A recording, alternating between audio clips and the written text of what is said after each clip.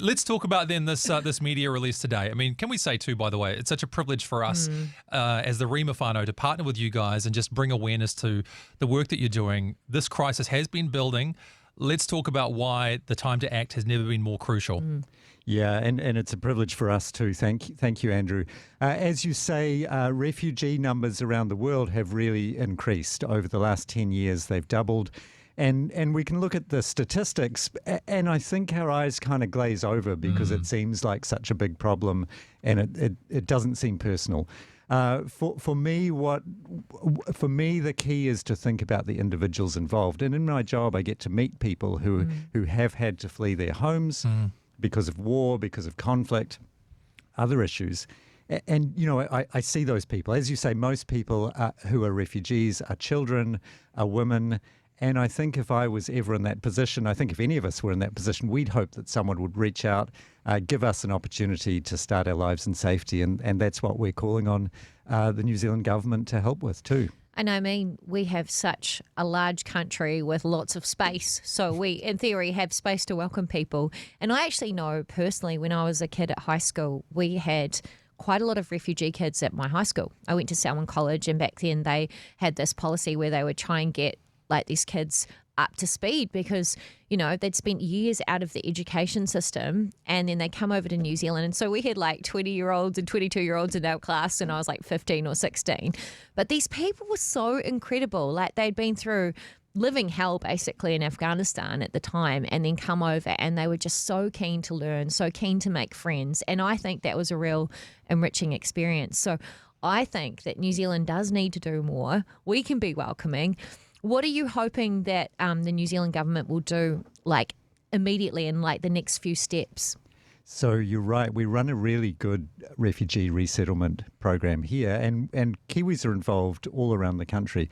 One of the really successful things over the last few years has been extending it out to smaller provincial centres. So from Timaru to Masterton to all kinds of other places.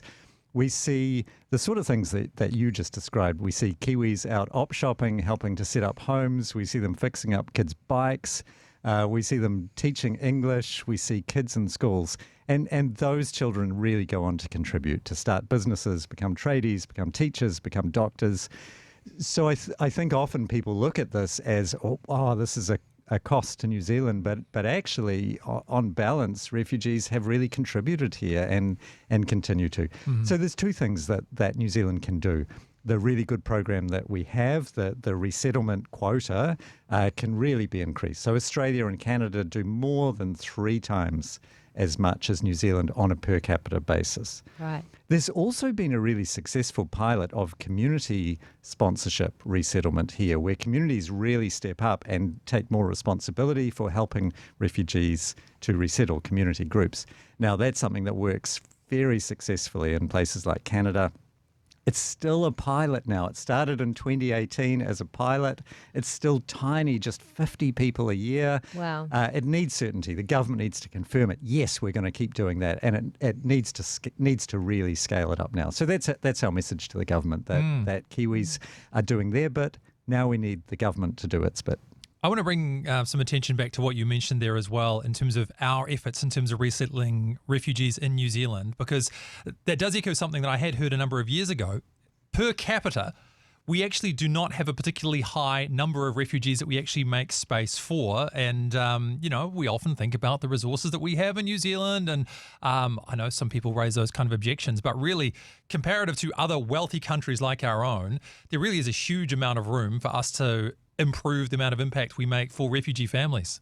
Yeah, and what we have here is a country where we're not on the border of conflicts going on. So there aren't people coming across the border fleeing. That means that we need to be more proactive. We need to actually, programs like community resettlement, programs like the refugee quota really can be stepped up, because we have safety here that we can bring people to.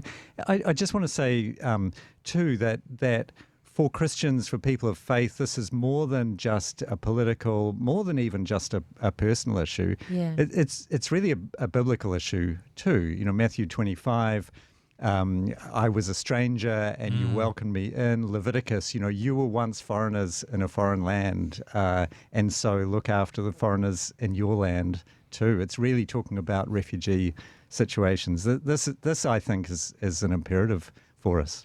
Yeah, well, there certainly is a biblical precedent to this. And that leads to my next question, which is how can everyday Kiwis, especially those in faith, how should we be responding? What can we do? What immediate steps can we do as individuals?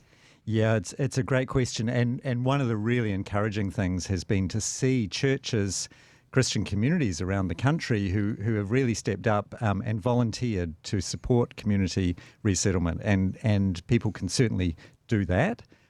They can also speak out and let the government know that they're really in support of this. We know that Kiwis are compassionate and generous. We need to keep reminding the government of that too. And of course, the other thing is financial support for refugees who are still in the countries that they have fled to around the world. We've seen the dramatic cuts in aid going on right now. 58% of refugee children that from our surveys in a lot of countries are desperately short of food. Almost half are out of school. The supports there aren't in place either. So through organisations like World Vision and others, people can donate and make a really tangible difference as well.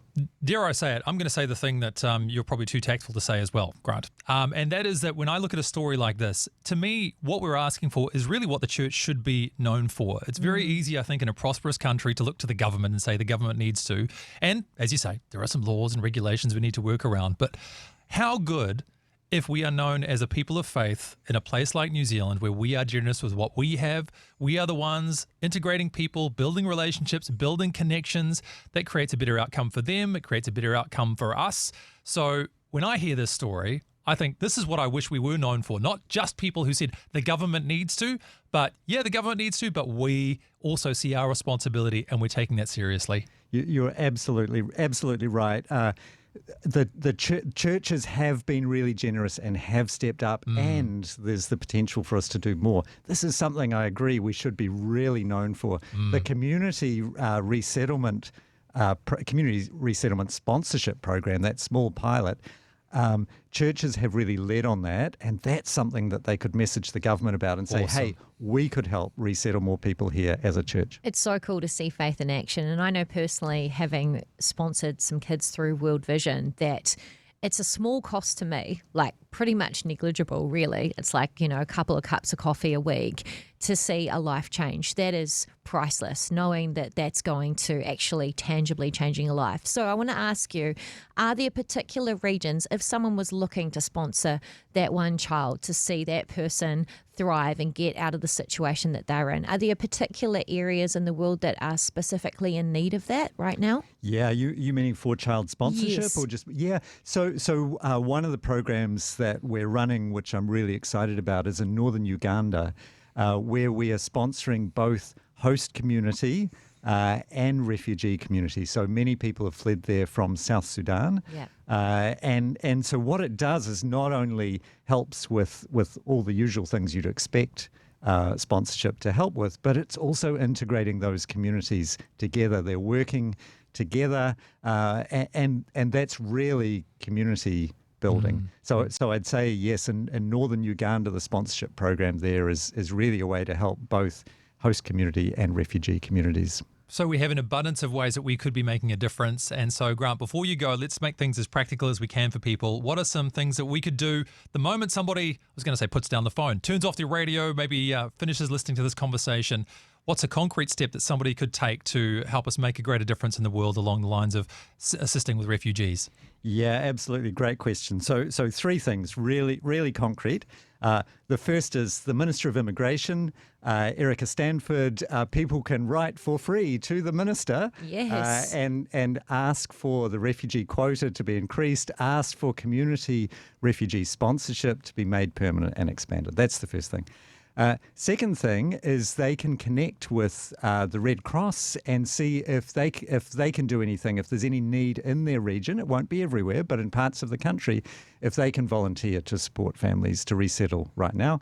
And the third thing is donating to support people who are refugees, who are still in other countries, who really need help with food, with water, with basics through World Vision or other organisations that are doing that. Amazing. I hope you enjoyed that as much as we did. Yeah, don't forget to like and subscribe and turn your notifications on so you don't miss the next video. We'll see you in the next one.